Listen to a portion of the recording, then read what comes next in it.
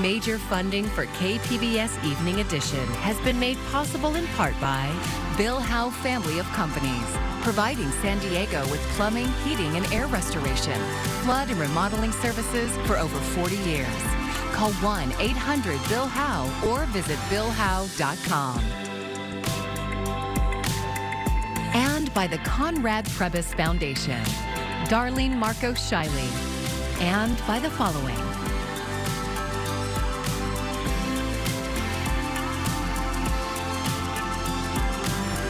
And by viewers like you. Thank you.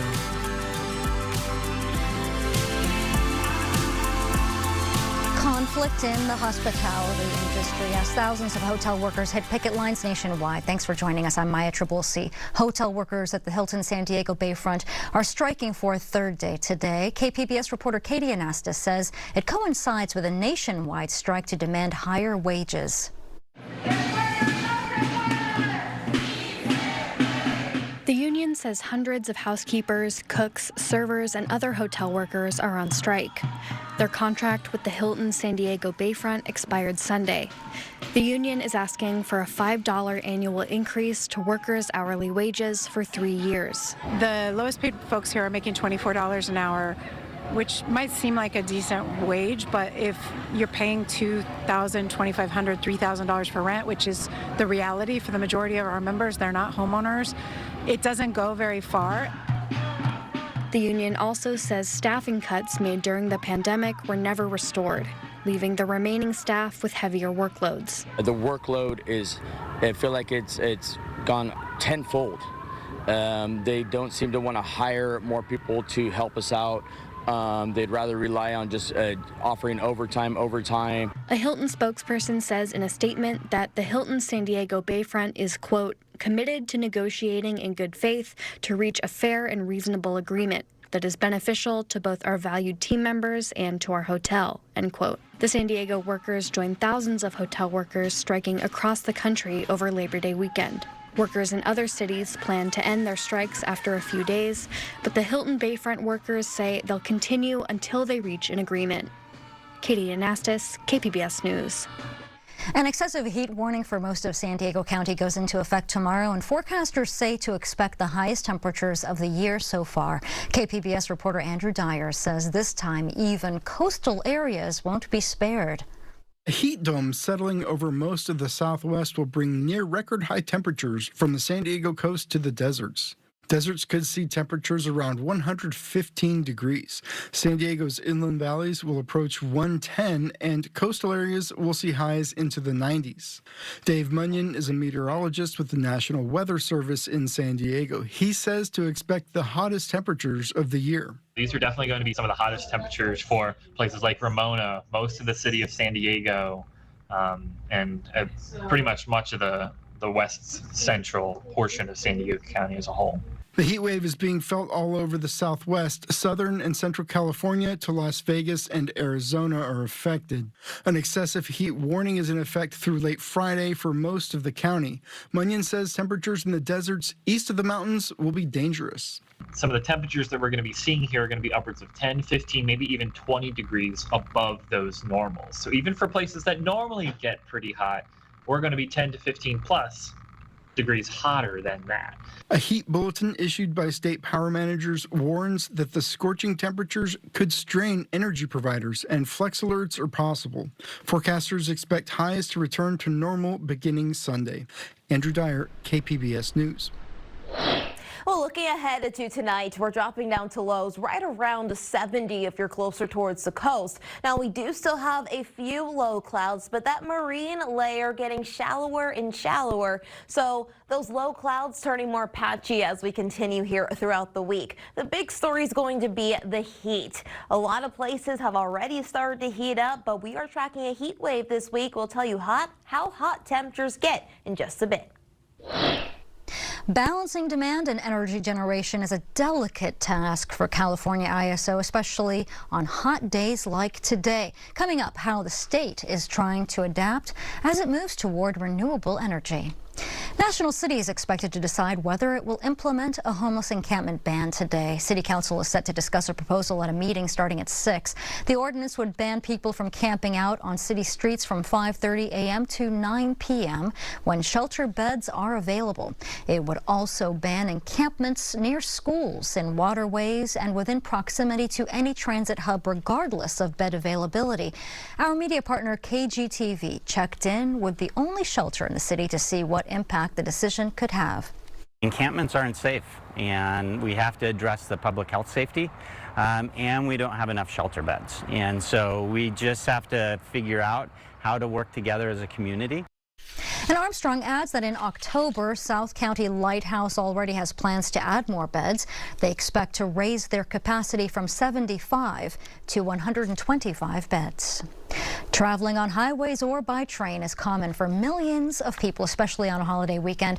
And these places became the target of gunmen in 2 major metro areas yesterday in what appears to be unrelated random attacks.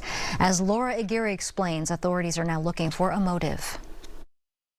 Put your hands behind your head. Cross your legs. Do not move.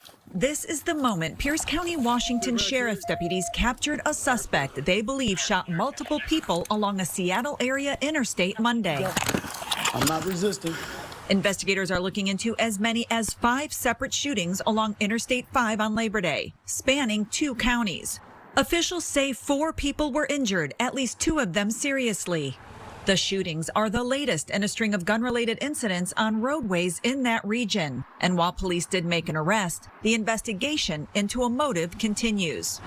Across the country, another attack, this time aboard a public transit train. It's a horrible tragedy that 4 people are dead on Labor Day weekend. The gruesome discovery was made when a CTA train pulled into the Forest Park, Illinois station, a suburb of Chicago. There are 4 deceased from the shooting. Police say the 4 passengers killed all appeared to have been sleeping. The suspect fled, but was captured about 90 minutes later. A weapon was recovered. There's no immediate threat, and this appears to be an isolated incident. In this case, too, authorities don't yet have a motive, but they acknowledge that the random and savage nature of the attack may have the public on edge. For people to feel unsafe, it's justified. I'm Laura Aguirre for KPBS News. New government numbers are giving us a look at how Americans spent their money over the summer, and the view could impact what happens to interest rates later this month. Emily Schmidt reports what this could mean for you. In summer terms, the 4th of July may feel like a lifetime ago. But in economic terms, what was happening then is just now coming to light. Consumer spending was strong in July. 0.4% for the month, just below 3% year over year. Commerce Department figures released Friday show stronger than expected spending, with the Personal Consumption Expenditures Price Index, or PCE, inflation gauge holding steady. That's also better than expected. It means continued movement in the right direction with easing inflation. You may have noticed one sign already. We are actually seeing relief at the pump. So $3.35 national average. That's a reduction of about 50 cents since last Labor Day, and the lowest Labor Day gas prices we've seen in 3 years. The numbers in the Commerce Department report are likely to play out on the campaign trail over the next 2 months, as both inflation and borrowing costs continue to be top concerns for voters. I'm very proud of the work that we have done that has brought inflation down to less than 3%. Together, we will deliver low taxes, low regulations, low energy costs, low interest rates, low inflation, so that everyone can afford groceries, a car, and a home. But the most critical result of the PCE could become clear in just a couple of weeks, when the Fed announces if it will or will not cut interest rates for the first time since 2020. In Washington, I'm Emily Schmidt reporting.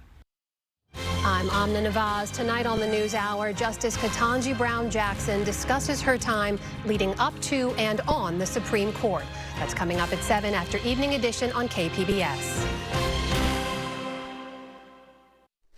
Democrats are doubling down on abortion as their major pitch to women in key states. Today, the Harris campaign is launching a 50-stop bus tour focused on reproductive health care. Our Washington correspondent Julia Benbrook details why the place they've chosen to start the tour is so significant. The Harris campaign is launching the Fighting for Reproductive Freedom bus tour.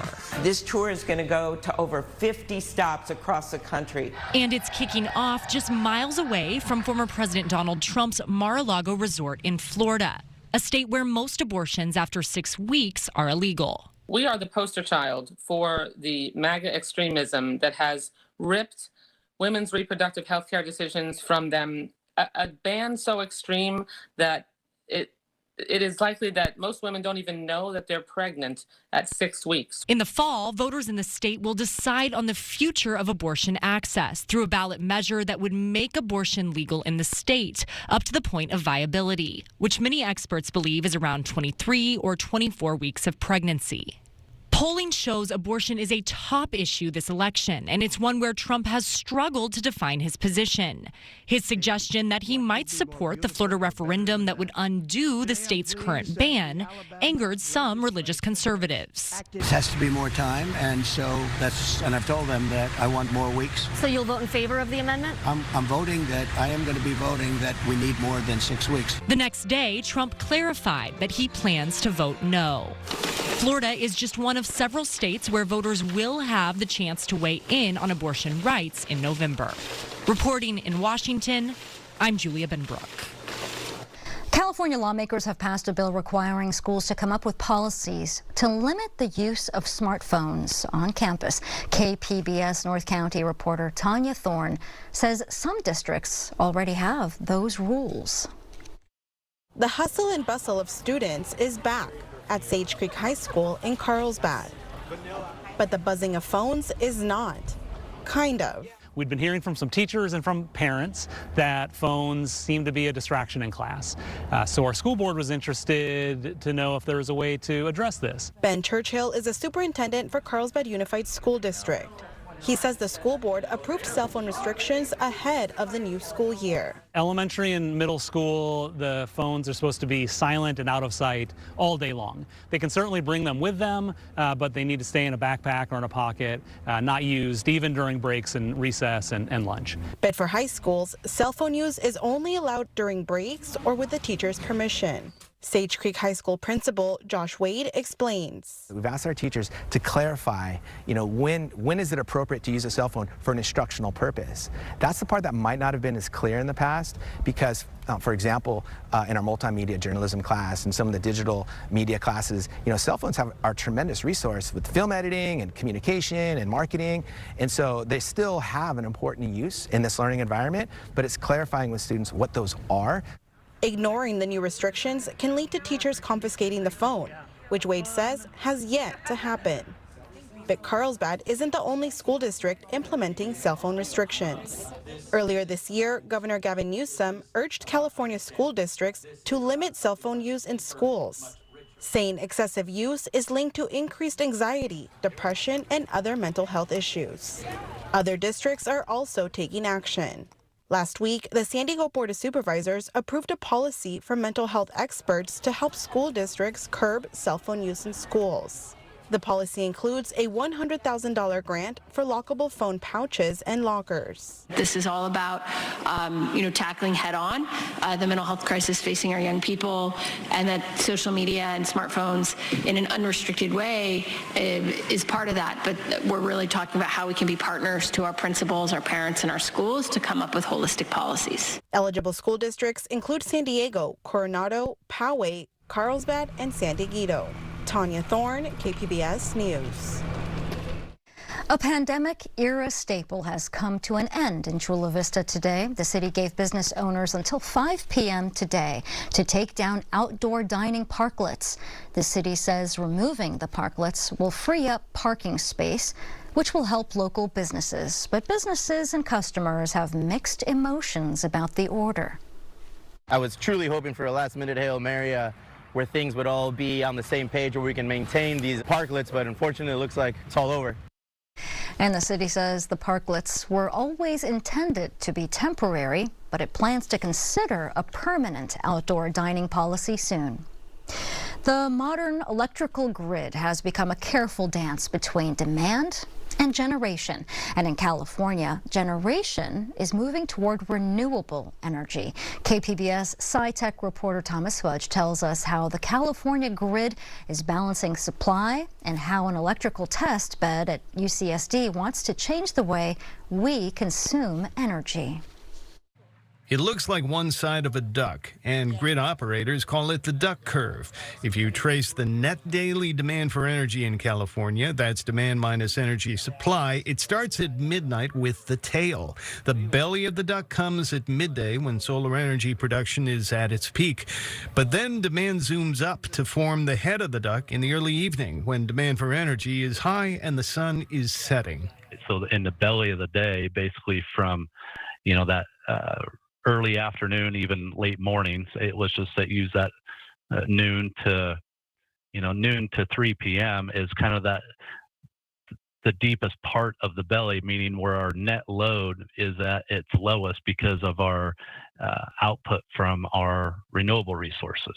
Brian Murray is Director of Real-Time Operations for CalISO, the state's electrical grid, and he says that duck curve represents the challenge of meeting demand in a world of renewable energy, which is variable and can't be produced by just throwing a switch.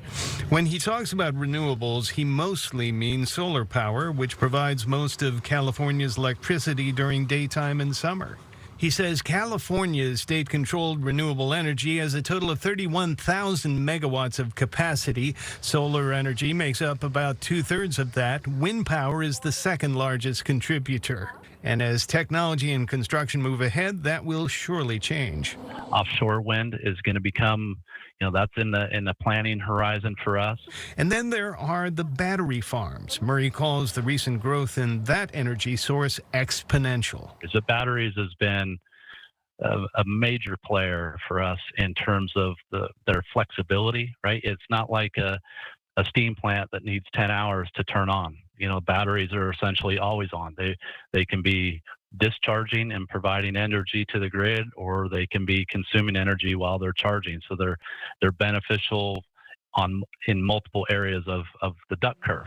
Flexibility is the key to running a modern energy supply operation that's moving to renewables. When one source is not producing, you have to switch to another. When you have more energy production than you can use, you export it to another state or use it to charge the battery farms. And flexibility in demand, called energy load, is also important. In a low-slung building just below the trolley tracks at UC San Diego, engineering researchers show us two rooms filled with computers, breakers, and nodes. The nodes are small boxes that communicate with electrical devices on campus. The new building is the hub of an energy testbed that will study a big chunk of the campus to learn how devices can be turned off and on to make the most of energy supply. Professor Jan Kleisel is principal investigator for what they call DER Connect. Right, you have water heaters, you have electric vehicles, you have air conditioning systems, you have something as small as a printer that's not being used. So we're looking at thousands of these devices that are spread throughout the campus, and we pick those that are ready to reduce load or increase load, and then we communicate with them and make them run faster or slower, depending on what we need. Testbed project manager Keaton Chia says the energy demand side is constantly in flux. So how do we manage the coordination? How do we make these distributed devices smart enough to actually talk back and communicate essential information back to each other so that we can maintain that balance between generation and load across the whole grid? One example of a smart device is a building sensor that can tell the grid there's nobody on the floor of an office building. The building can be programmed to turn off the lights and suspend air circulation to that floor. The UCSD testbed, like the California grid, also has batteries that can store energy and, if you want, generate energy to simulate, let's say, a wind power station. Because of that variability, we need to look for flexibility and variation on the load side as well. And that way, again, we can work together, customer and generator provider, to maintain that balance. The primary goal at UCSD is to create a set of algorithms to program the grid to supply power where demand actually exists. The political force that's driving changes to California's electrical grid are state laws that demand greater use of renewable energy. Murray with CalISO says the state's power supply has to be 60% renewable by 2030 and 100% by 2045. Can we meet those goals? Murray says we can. We've got statistics that show we've got a number of days where we've already produced, 100% of our load by renewables. So to say, can we achieve 60% by 2030? Absolutely. We're pretty close to that already. Nuclear energy is also clean energy since it doesn't emit greenhouse gases. But Murray says nuclear's production is very inflexible, so you cannot easily reduce it or shut it off. So with the growth we're seeing in other clean energies, he doesn't think nuclear will be needed in California's future. Thomas Fudge, KPBS News.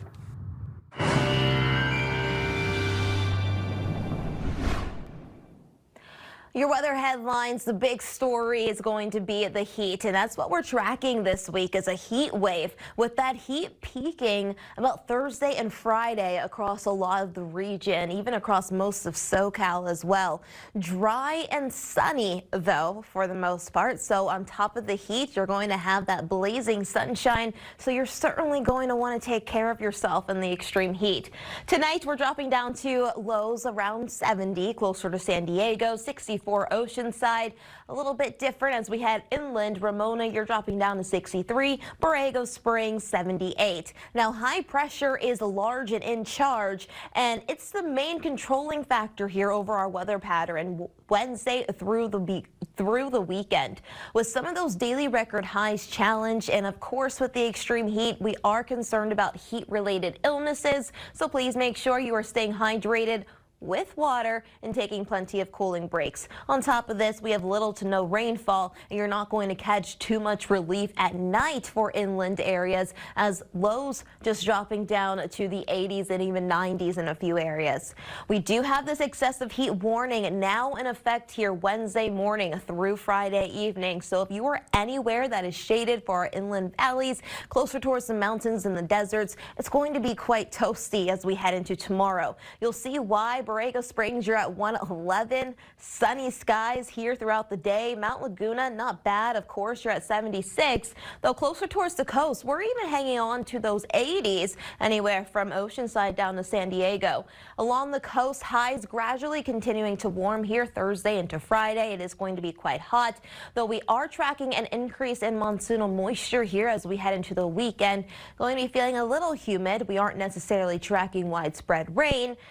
Slight chances for our mountains and deserts, but for the inland areas, highs are going to be topping off in the triple digits Thursday and Friday before they do start to come down, but it's still pretty hot there throughout the weekend. For the mountains, highs in the 70s. We do take a quick dip there Saturday down to 69, though we're back up to 75 there by Sunday, so a little bit of a roller coaster to start off the weekend. Though in the deserts, highs in the triple digit teens, very hot, dangerously hot before those temperatures start to come down a little bit for the weekend. For KPBS News, I'm meteorologist Bree Guy. California lawmakers passed a measure banning common chemicals in food served at public schools. It would ban 6 different food dyes frequently found in cereals, ice creams, candy, and other snack foods. Consumer Reports and the nonprofit Environmental Working Group co-sponsored the bill. A 2021 study suggested the dyes can reduce children's attention spans and increase behavioral problems. Governor Newsom has until the end of the month to sign the bill into law. Despite some recent improvements, mental health challenges continue to weigh heavily on teenagers since the COVID-19 pandemic. Julia Vargas Jones has the story of how the second largest U.S. school district is stepping up to address this ongoing crisis. Hi, welcome. If you could please take off your shoes. No shoes, no phones, and no desks. Instead, this classroom has Tibetan singing bowls, salt lamps, and floor pillows. I'm one of the psychiatric social workers of the school. Breathe in. Here, high schoolers learn to identify anxiety and depression and skills to cope with it. According to the CDC's latest youth risk behavior survey, 40% of high school students surveyed report feeling persistently sad or hopeless in 2023. That's down slightly from 42% in 2021, but still about 10 percentage points higher than it was in 2013. For teen girls, the issue is even more pronounced. 53% say they felt persistently sad or hopeless, compared to 28% of boys. We made decisions, tough decisions, that prioritized the protection, the safety, the well-being of kids. The Los Angeles Unified School District has brought in more than 800 mental health professionals to work with its roughly 430,000 students. We never learned how to just take a moment to, think about things, meditate, things that could help us to just take a pause. A tool students say is already helping them cope with the stresses of academic performance. I never really get the chance at school to fully relax myself, and I think this is a perfect place to kind of do it. Julia Vargas Jones, Los Angeles. And you can find more from the KPBS newsroom on YouTube. That's where we post new content daily and live stream KPBS Evening Edition, weeknights at 5.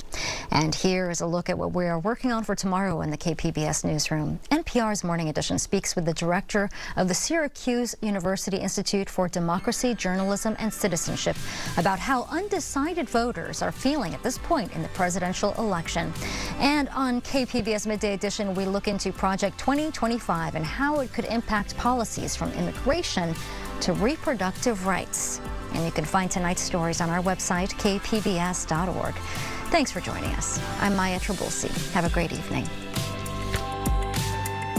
Major funding for KPBS Evening Edition has been made possible in part by Bill Howe Family of Companies, providing San Diego with plumbing, heating, and air restoration, flood and remodeling services for over 40 years. Call 1-800-BILL-HOWE or visit billhowe.com. And by the Conrad Previs Foundation, Darlene Marco Shiley, and by the following.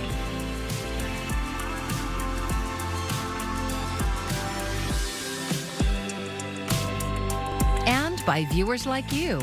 Thank you.